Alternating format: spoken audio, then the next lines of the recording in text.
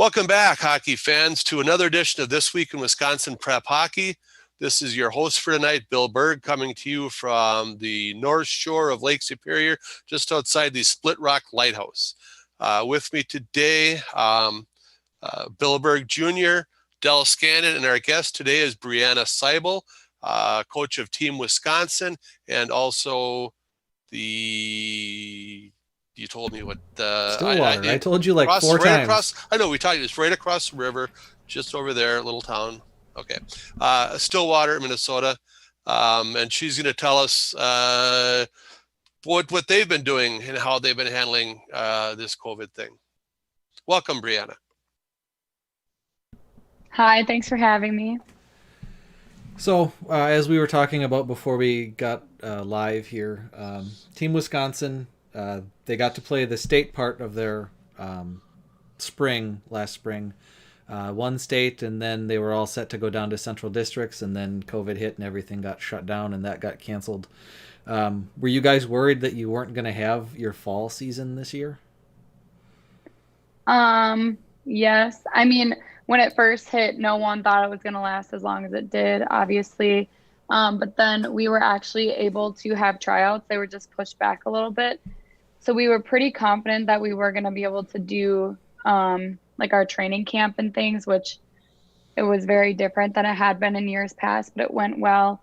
But then the biggest thing when we got to the fall season was we were just worried about like spreading the virus. And if our team gets it, we get shut down for 2 weeks and we have a shorter season anyway. So thankfully at the 19th level, we were lucky to get through without any shutdowns or anything. We had one girl that got it right in the beginning, and she wasn't around the team before she got it. So knock on wood, we got through it, and knock on wood, we'll get through the spring too. What was different about training camp last spring, and then what protocols did you guys follow during the season this year? So during training camp, we just obviously like try to keep kids 6 feet apart. There was no use of the locker rooms, things like that. We tried to do like a lot of team bonding and stuff like that, which we, when you can't have like kids right next to each other and like breathing in each other's faces, it makes it kind of hard to do some of the team bonding activities that you would normally do, like the human knot and stuff like that. So we kind of avoided activities like that. When we were inside doing our classroom and stuff, we just had to have kids spread out and wearing their masks. Gosh, I can't even remember. I think that's pretty much like just the general thing is no parents, which was kind of nice. But yeah. Well, kind of nice, except then you have a whole extra layer of responsibility traveling with a hockey team with no parents. For playing your schedule, was it difficult making sure you had arenas to play in? I mean, playing the fall schedule is always semi-difficult because there's only a certain number of rinks that have ice early enough to host, those AAA type games. But I assume that was even more limited this year. Yeah, so just to be clear, only no parents at tryouts, but the parents were able to come to the games. The 19s and the 16s play a good chunk of their games in the Minnesota Elite League in the fall, which that ran as normal, other than the fact that, again, you can come into the rink 10 minutes prior. So we had like a TW tent set up outside, and the girls would get dressed underneath that and leave their bags out there and stuff like that. No bags. You got to carry everything in, like your skates, your gloves, your helmet, your stick. In the rink 10 minutes prior, out of the rink 10 minutes after. But the Minnesota Elite League did a good job securing ice. They did have us playing at a couple new rinks. Actually, one of them was the Stillwater rink, which was nice for me because that's pretty close to where I live. But we had some games with the Illinois teams that got canceled just because Illinois wasn't able to travel across the border. I believe someone's going to correct me if I say it wrong. So, and then we had some games down in the Madison area that we had to work around the rinks down there and stuff. But actually Dave Wooding did that for our team, and he did a fantastic job. So hats off to him. We didn't have any like empty weekends or anything like that. Well, Dave's been doing it for 100 years, so he should have it figured out by now.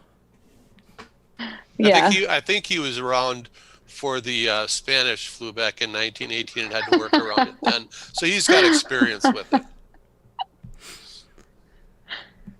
So Yeah. Team Wisconsin had a very good run in the fall. And then that ends, and you go back to your high school coaching life, and you've got no hockey to coach over there. We have hockey here. I've seen lots of Minnesota coaches going all the way back to November, just on Twitter posting like screen captures of their Zoom practices. What first off, have you guys done any Zoom practices, and what does that even entail? Yeah. So we actually met with our girls weekly on Zoom, and we just did a lot of system stuff, stuff that we would normally like go over on the ice when we have a long practice period, like a 2-hour practice or hour 45-minute practice. So we would go over some systems on Zoom, things like that. We do a lot of video. Going into the winter season, now that we can play games, we're actually still using Zoom. So instead of doing a chalk talk with our team in the locker room like we would normally do before practice, we are doing those on Zoom, doing our team videos on Zoom. And we're like printing off all of our systems and stuff on paper and handing them out to the girls, which we would normally do, but it's just like it's just another way to like keep the girls away from each other so we can hopefully play as many games as possible this season without having something happen. But actually it's been really nice, and it's a nice way to like save time on the ice to go over we'd like go over the systems on Zoom. So we'd say, okay, this Monday we're going to do power play. This Monday we're going to do penalty kill. This Monday we're going to go over our neutral zone forecheck or our regular forecheck or our D zone. And then so when we get into practice, the girls already have seen a lot of that stuff. So it's not like we're sitting there explaining it for 20 minutes before they actually get moving on the ice. So it should help us, give us a little bit of a step ahead of the teams that weren't using the virtual season to their advantage, hopefully. And I'm glad that once you guys were actually allowed to take the ice, you're still doing that. I know working with my local association here, my kids are both in Mini Might Learn to Skate this year, and the speed at which if one team has a problem or an outbreak, the entire association goes down is remarkably fast. They take it very seriously at every level. Like my kids are mini mites. I'm on the ice, so it's different. But even if I wasn't on the ice with them, they're the only age group where parents are even allowed in the building during practice. And that was a hard get from the county health department to even allow parents in the building. So yeah, it's good that you're still doing that off ice virtual stuff when you can, because I mean, if one team in a local association gets it, every kid who plays hockey has a sibling who plays hockey. That's how hockey survives, is you just keep passing it down from family to family. So like if one team gets shut down, the whole association's going down with it. Yeah, for sure. And also like I honestly think it's a really beneficial tool because you have a team of 20 players and all of them learn differently. And so then they're like getting it on video. They're getting it so they're like getting to see the systems drawn up like they would on Chalk Talk. But then we're using like NHL videos so they get to see it in action. And then they're getting it on paper.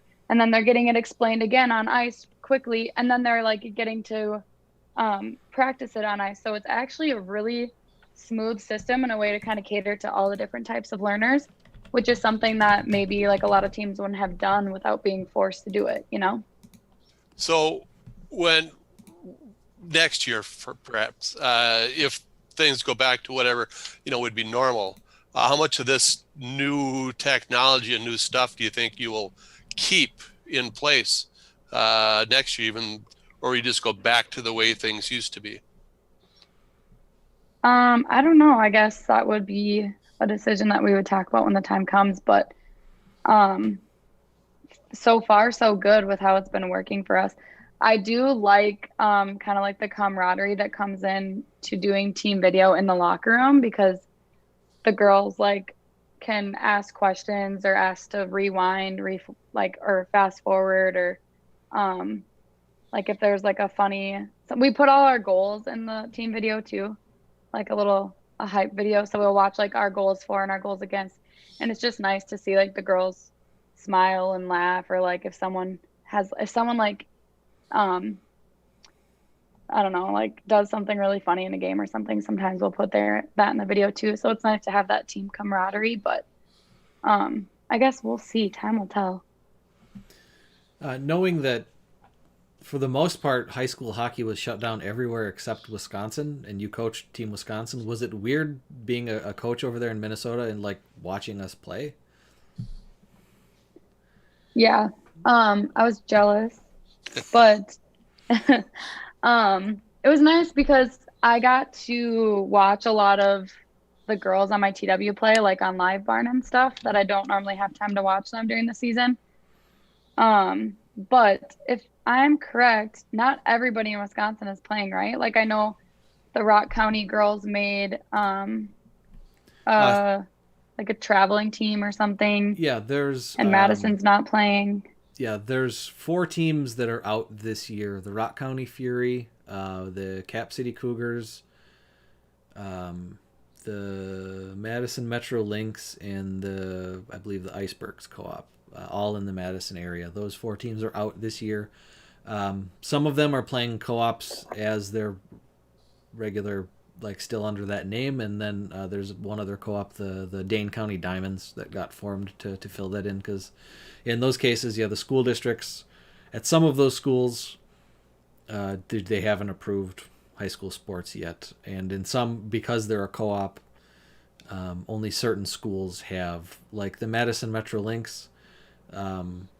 I believe Verona and Middleton are both playing on the boys' side, but because of who's all in the co-op, they're not playing on the girls' side, because they don't have enough with That just sucks. those two. So And someone will correct me if I'm wrong on that, but well, yeah. the players that would have been like on the Metro Lynx are usually kind of on like the Diamonds team, down there in the Madison area. Cap City is playing under their own name. Rock County Fury's playing Waha under their name. So, That's they're such a playing bummer with for this. those girls. It is. Yeah. We had 4 teams that won't be playing the WIA tournament series for the girls, and then on the boys' side, I think it was 5 or 6.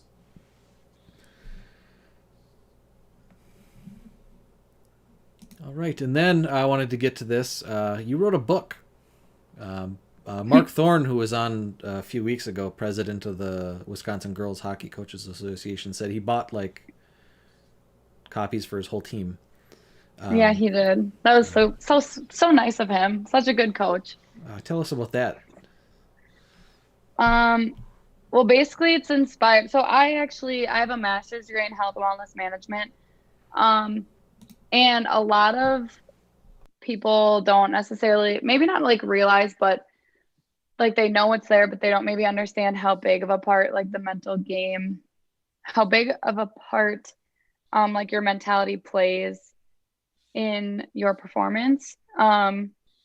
So basically when Corona started, a lot of my TW girls were really concerned, because I do the college advising for TW too.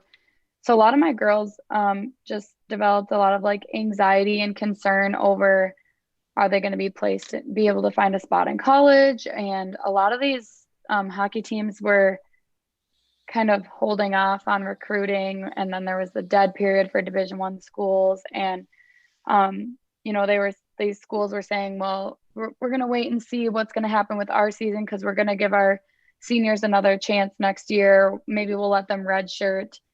So just like so much uncertainty, which caused a lot of anxiety for them. And then, hockey is such a mental release for these kids that play. I mean, even for me as a coach, I didn't realize, I've never gone like more than 3 months without being on the ice. And then all of a sudden you go for this super long stretch and you're like, wow, like I didn't realize how much like I need this as a mental outlet. Like it's just an hour or two a day where you can think about nothing else other than just being on the ice.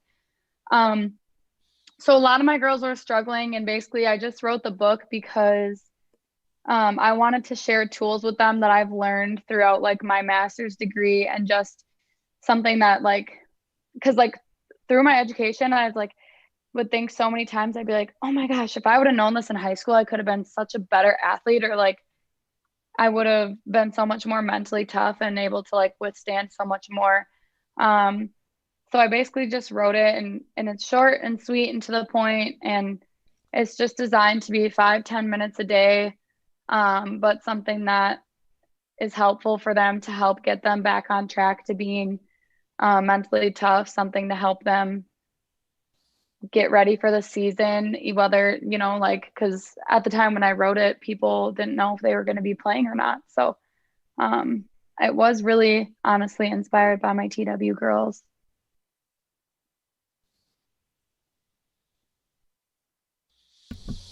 All right. And what's the name of that book? It's Lion Mind. It's on Amazon. Um, yeah, Lion Mind by Breanna Seibel. It's got a big picture of a lion on the front. So last So year, everyone go buy it. yes, everyone go buy it. Last year, Stillwater went 19-4-1. That's a damn good season. Are you guys looking for more of the same this year? Yeah, so last year we got a whole new coaching staff, which was awesome. We won our conference for the first time in a really long time, and actually beat a very, very, very good high school team in the conference championship. And we smoked them. But yes, we're looking for the same thing this year. We're very young this year. I think we have 7 freshmen on our team. But we've got really good leadership up top. We've got great juniors and sophomores, and our freshmen are very talented. So I'm looking forward to seeing what we can do once we had one game. We have another game on Tuesday. We only get to play conference games this year, so we won't really have like a chance to test the teams in other conferences or anything like that. So we just got to make sure that we're ready when it gets down to the section playoffs and stuff like that. And how long is the Minnesota High School League season going to run this year? I think it's 13 weeks. Our state tournament is like the March 29th week. Oh wow! You So see, they did push it way back. Usually it's Mm-hmm. a couple weeks ahead of that. So yeah, because the Wisconsin state tournament this year is happening in the middle of February, earlier than normal. So yeah, when we're done with hockey, then we can just start watching Minnesota like they did at the start of the season. Exactly. All of our games are live streamed too, so you guys can, I don't know how much interest there is, but all of our games are live streamed on our social media on Stillwater Girls Hockey. Like I've been telling people all season, hockey is hockey. It doesn't matter who's playing. Just if there's hockey on, throw it up on your TV or your computer and watch it. Yes, and let me tell you something. Last year in our, I don't know what game it was. It was like a conference game that we had to win.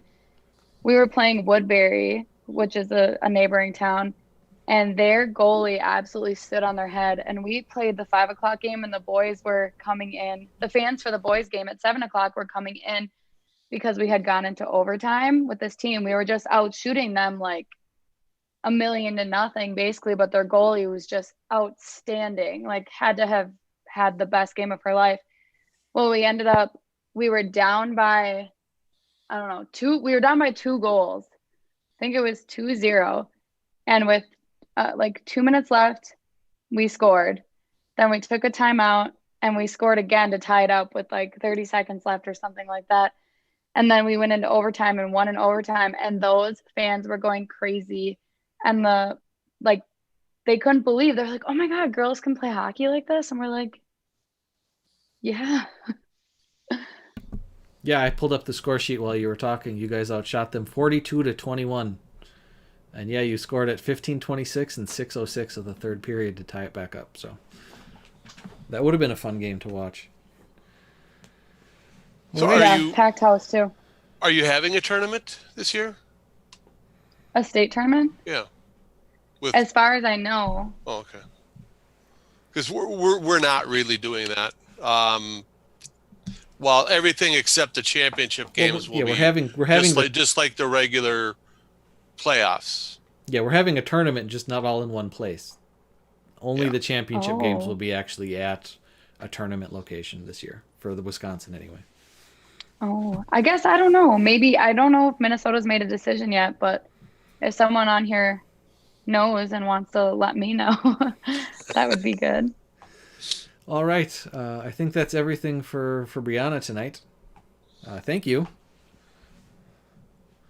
And good luck. Yeah, we haven't seen you probably since thanks, last guys. state tournament, so. Yeah, thanks for having me, and good luck to all the Wisconsin teams this year. I have my favorite teams, but I won't say. But well, you're from. All right, see you guys later. You're from New Bye. Richmond, right? New I Richmond? am from New Richmond, yes. So I'm gonna guess New Richmond and Western Wisconsin, but that's just a guess. I can't reveal my favorites because I have too many TW girls across the state that would be very disappointed. Here's my favorite. My favorite team is I only have favorite players, not favorite teams, actually. I changed my mind. That's fair. All right. Yeah. Yeah. So all my TW girls are my favorites in Wisconsin. All right. Well, thank you to right, Breanna Seibel, assistant coach at Stillwater, assistant coach for Team Wisconsin. She's got a book, Lion Mind, on Amazon. Go pick it up especially if you need help with mental wellness, as many of us do. Thank you. All right. Thanks, guys. See you later. Thank you. Thank you. Bye. All righty. Back to our regular scheduled business. There were games last week. There were players that had outstanding games, outstanding weeks. And Dell is going to tell us about two of them. Our Wyndham Garden Madison Fitchburg Players of the Week. On the girls' side, they played two games. Their first game was on Tuesday, where she had 2 assists in a 4-3 loss to the Eau Claire area Stars. And then on Saturday, she had 4 goals in a 7-1 win over Superior.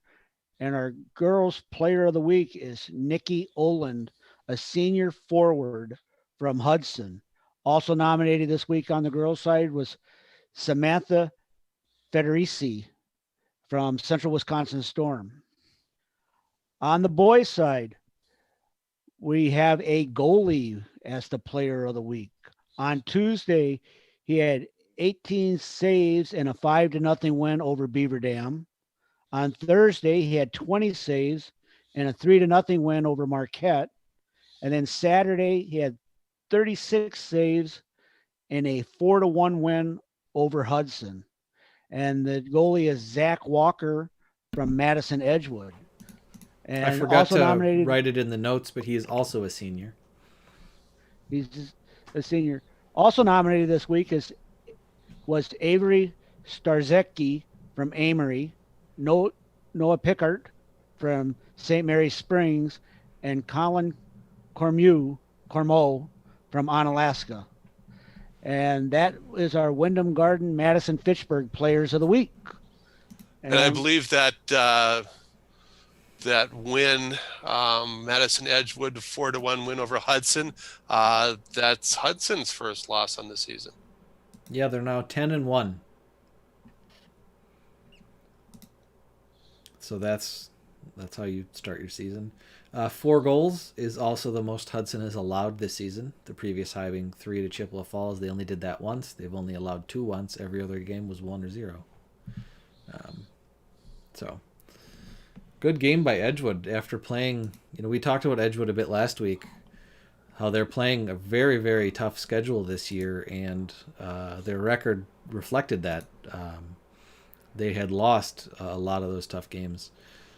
They started the season 0-4, won a couple games, then lost another one badly to Fond du Lac Springs. Since then, they're 6-0, turning it on. And this week they've got Verona on Saturday before playing the West Madison Polar Caps on Friday. So Verona will be another good test for Edgewood.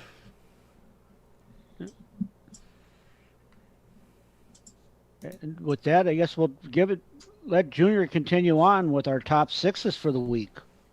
All right, this week our top sixes. I didn't even look at last week, so I don't know if they're different. Hudson is still number one. They are not unanimous this week. They lost a game. They lost a vote. University School is second. Notre Dame is third. Chippewa Falls is fourth. KMMO is fifth. And Madison Edgewood is sixth. For the boys, St. Mary Springs is still unanimous at number one in D2. Lakeland is second. Superior is third. Rice Lake is fourth. Hayward is fifth. And Mosinee is sixth. And for the girls, unanimous again, the Fox City Stars. Second is Western Wisconsin. Third is Central Wisconsin. Fourth is Hudson. Fifth is Chippewa Falls Menominee. And sixth is St. Croix Valley.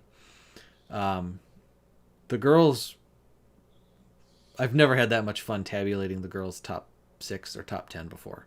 Other than Fox Cities being unanimous at number 1, there is no consensus to where 2 through 6 land. Actually, there's no consensus to where 2 through 7 land.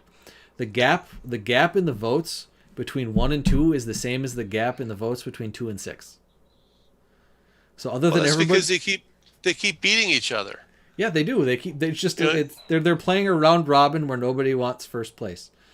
Like Fox Cities was, the unanimous number 1, but I don't think, we talked about this a little bit last week, and they're my vote for the number 1, but I don't think anybody is like supremely confident about it. They graduated 12 girls last year.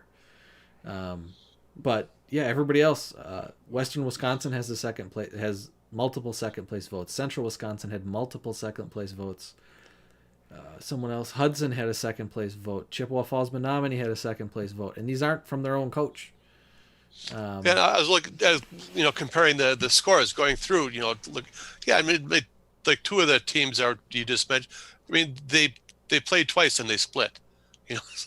Well, that was Chippewa Falls, and the Fusion played twice that week, and Chippewa Falls won the first game, and then St. Croix won the second one.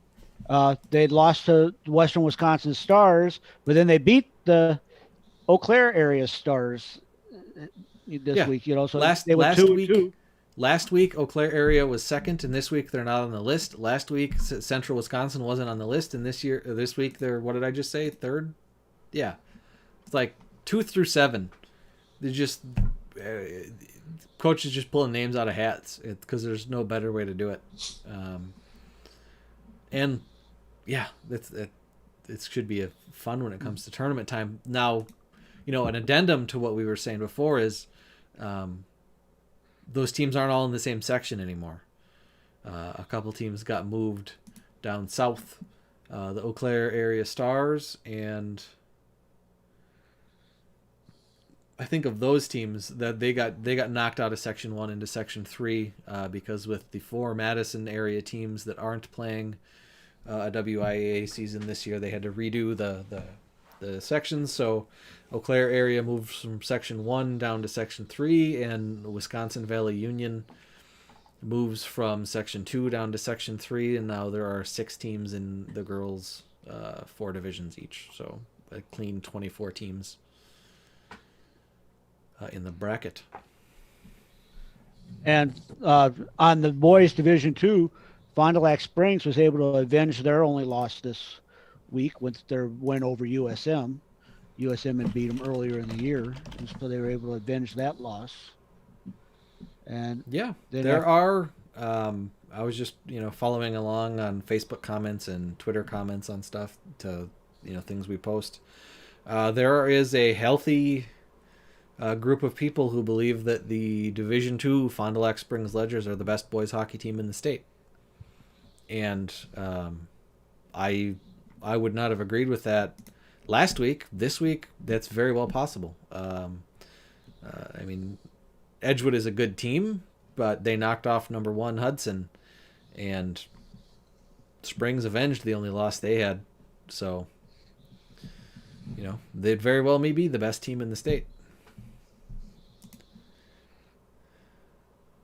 How about Superior jumping into number 3? They didn't even start until January.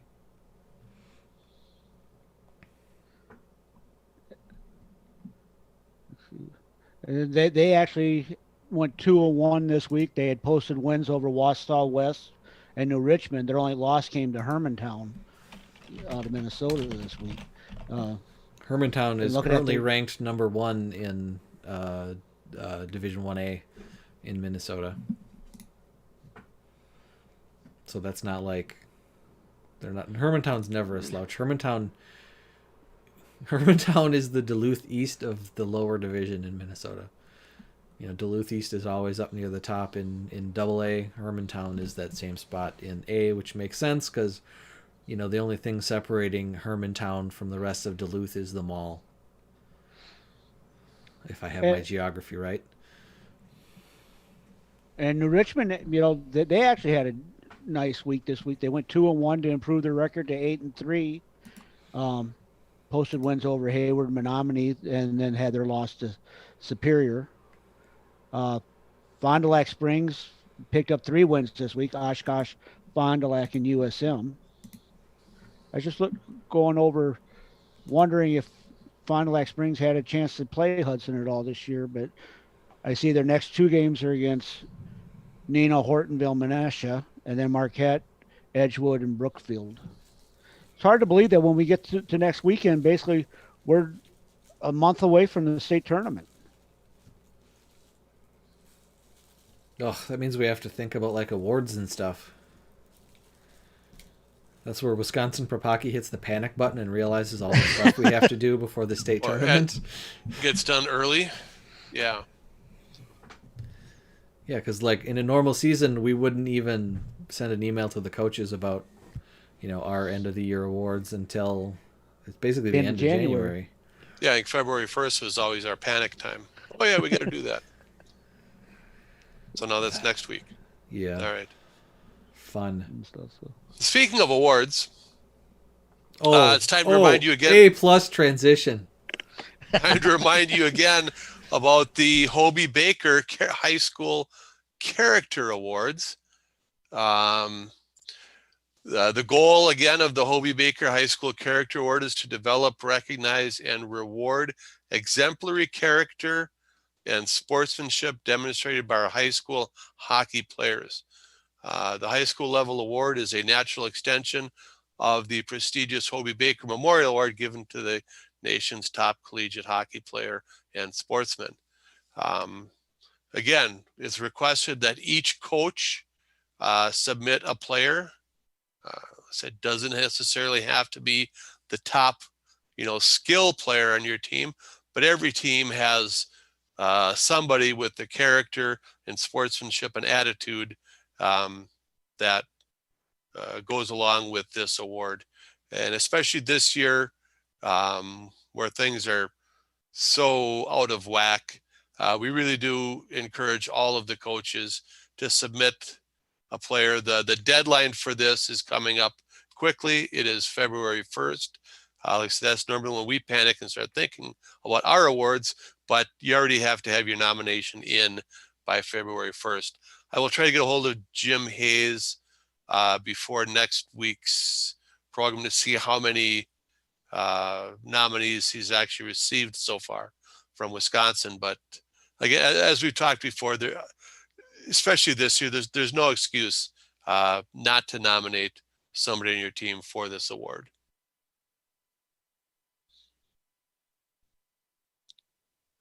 I just taken a glance over Hudson's schedule for this upcoming week, with having suffered their first loss of the season on Saturday to Edgewood. And I see tomorrow night they're hosting River Falls. And I'm like, not sure I really want to be River Falls tomorrow night. I wouldn't know. You start the season 10-0, you're the unanimous number 1 in the state, and then you lose. I wouldn't want to be whoever they play next.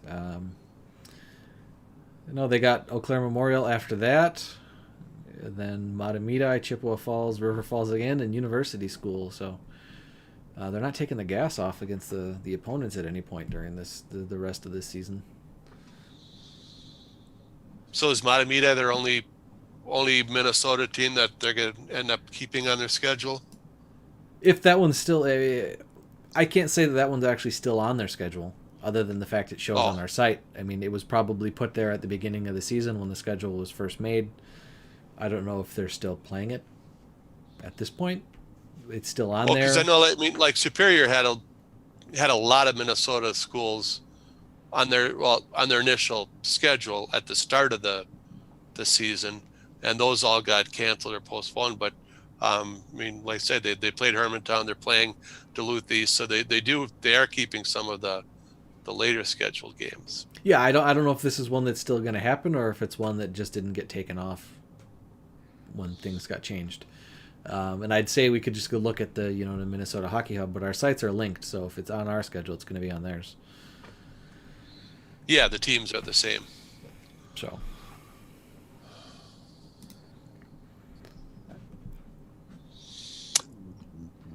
Anything else, Del? I was just looking to see since Notre Dame didn't play this past week, I was trying to see when their next game shows up on their schedule. And actually, they've got their game against Verona was canceled this past Saturday. And they don't have anything on the schedule for this next week. It has two to be determines. And then a final game on the 28th against Stevens Point. That's odd. Maybe things had to be canceled. Well, I think part of it is it's probably a stretch of their season where they play a couple of Michigan teams or tournaments and stuff. So that's probably one thing that's going on. They usually make a trip over to Michigan in late January. And then I see. Have you noticed that our D2 and girls rankings show a strong northwestern bias? Yep.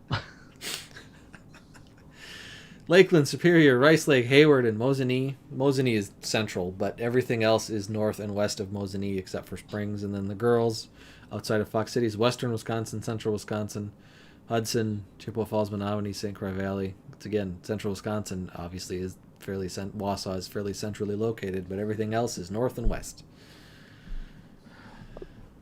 Just curious, has anybody had a chance to see Ashwaubenon at all? I've posted some of their overtime winners. Cole Altergott seems to like to win games in overtime. I watched some of their game with De Pere and I think their game with Bayport. I was just kind of looking at it. I see that where they had their game against Notre Dame, and that was a 5-3 loss, and then they lost to De Pere 3-1. But when I looked at the standings, I just happened to notice they were one game behind Notre Dame in the conference, and so I was just kind of curious as to how they were looking. Yeah, 10-4. They're actually having a nice season. They're not as consistent as I think they would like to be, but outside of Notre Dame, Bayport, and De Pere, they are undefeated. They've beaten Stevens Point. Stevens Point got a couple votes. They didn't make the top 6, but Stevens Point got votes this week. They've beaten Mosinee, who's ranked in the Division II. They've beaten Mosinee twice. So no, they're not a slouch. The Fox River Classic is a surprisingly tough conference. Notre Dame, Bayport, Ashwaubenon, and De Pere. They're all solid hockey teams.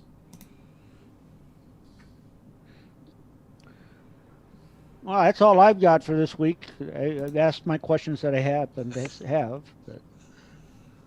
lots of questions about me, but that's besides the point. The only thing questionable about you is your hair. I think if you and Burglar averaged out your hair, you'd have like normal hair.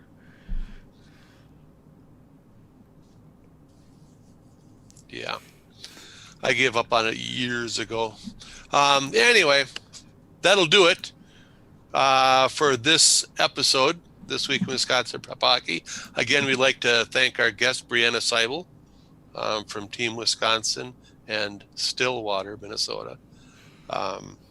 and of course, a regular panel. And I'd say hopefully MJ will be back next week, but hard to say with MJ. He might be on an adventure again. So anyway, what I have to do between when mini might practice ends and this show starts to get my kids fed and bathed and in bed, and me not looking like I just came from hockey practice, and it bothers me that he's not here tonight. So if anybody wants to tell MJ that, I'm bothered. All right. Until next week, you've been listening to This Week in Wisconsin Prep Hockey.